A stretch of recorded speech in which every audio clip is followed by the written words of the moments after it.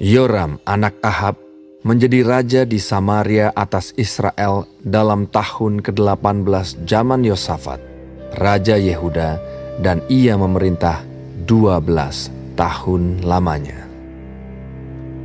Ia melakukan apa yang jahat di mata Tuhan, tetapi bukan seperti ayahnya dan seperti ibunya. Ia menjauhkan tugu berhala Baal yang didirikan ayahnya. Namun demikian, ia masih berpaut kepada dosa Yerobeam bin Nebat yang mengakibatkan orang Israel berdosa pula. Ia tidak menjauhinya. Mesa, Raja Moab, adalah seorang peternak domba. Sebagai upeti, ia membayar kepada Raja Israel 100.000 anak domba dan bulu dari 100.000 domba jantan. Tetapi segera sesudah Ahab mati, memberontaklah Raja Moab terhadap Raja Israel. Keluarlah Raja Yoram pada waktu itu dari Samaria, lalu ia memeriksa barisan seluruh orang Israel. Selanjutnya ia menyuruh orang kepada Yosafat, Raja Yehuda, dengan pesan, Raja Moab telah memberontak terhadap aku. Maukah engkau bersama-sama aku berperang melawan Moab? Jawabnya, Aku akan maju. Kita sama-sama, aku dan engkau, rakyatku dan rakyatmu, kudaku dan kudamu. Lagi ia bertanya. Melalui jalan manakah kita akan maju? Jawabnya, Melalui padang gurun Edom. maka berjalanlah Raja Israel dan Raja Yehuda dan Raja Edom. Tetapi sesudah mereka berkeliling 7 hari perjalanan jauhnya, maka tidak terdapat air untuk tentara dan untuk hewan yang mengikuti mereka. Lalu berkatalah Raja Israel, Wahai, Tuhan telah memanggil ketiga raja ini untuk menyerahkan mereka ke dalam tangan Moab. tetapi bertanyalah Yosafat, Tidak adakah di sini seorang nabi Tuhan, supaya dengan perantarannya kita meminta petunjuk Tuhan? Lalu salah seorang pegawai Raja Israel menjawab, katanya, Di sini ada Elisa bin Safat yang dahulu melayani Elia. Berkatalah Yosafat. Memang padanya ada firman Tuhan. Sesudah itu pergilah Raja Israel dan Yosafat dan Raja Edom kepada Elisa.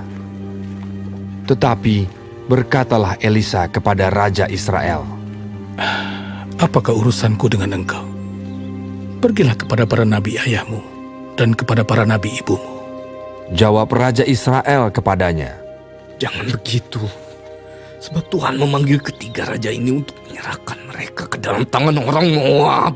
Berkatalah Elisa, Demi Tuhan semesta alam yang hidup, yang di hadapannya aku menjadi pelayan. Jika tidak karena Yosafat, Raja Yehuda, maka sesungguhnya aku ini tidak akan memandang dan melihat kepadamu. Maka sekarang, jemputlah bagiku seorang pemetik kecapi. pada waktu pemetik kecapi itu bermain kecapi, maka kekuasaan Tuhan meliputi dia. Kemudian berkatalah ia, Beginilah firman Tuhan. Biarlah di lembah ini dibuat parit-parit. Sebab beginilah firman Tuhan. Kamu tidak akan mendapat angin dan hujan. Namun lembah ini akan penuh dengan air. Sehingga kamu serta ternak sembelihan dan hewan pengangkut dapat minum. Dan itu pun adalah perkara ringan di mata Tuhan. Juga orang Moab akan diserahkannya ke dalam tanganmu. Kamu akan memusnahkan segala kota yang berkubu dan segala kota pilihan. Kamu akan menumbangkan segala pohon yang baik. Kamu akan menutup segala mata air. Dan kamu akan merusakkan segala ladang yang baik dengan batu-batu.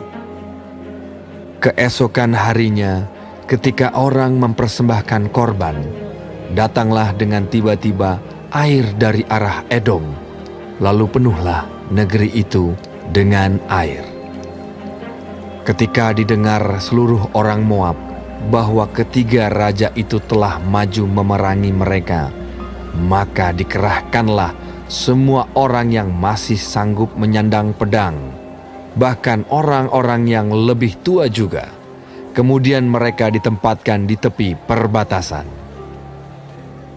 Keesokan harinya pagi-pagi, ketika matahari bersinar atas permukaan air itu, tampaklah kepada orang Moab itu bahwa air di sebelah depannya merah seperti darah. Lalu berserulah mereka, Itu darah! Tentulah raja-raja itu telah berbunuh-bunuhan, yang seorang membunuh yang lain. Maka sekarang, marilah menjarah hai orang-orang Moab. Tetapi ketika mereka sampai ke perkemahan orang Israel, maka bangkitlah orang Israel itu, lalu memukul orang-orang Moab sehingga mereka lari dari situ.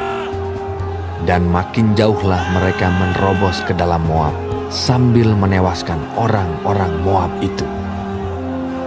Mereka meruntuhkan kota-kota dan menutupi setiap ladang yang baik dengan batu, karena setiap orang melemparkan batu ke atasnya.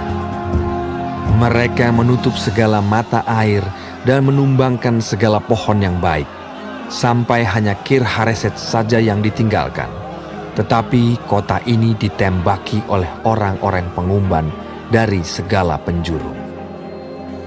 Ketika Raja Moab melihat bahwa peperangan itu terlalu berat baginya, diambilnyalah 700 orang pemegang pedang bersama-sama dia untuk menerobos ke jurusan Raja Edom, tetapi tidak berhasil.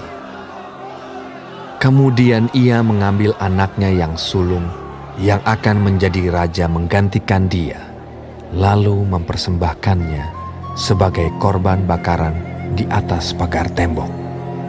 Tetapi kegusaran besar menimpa orang Israel, sehingga mereka berangkat meninggalkan dia dan pulang ke negeri mereka.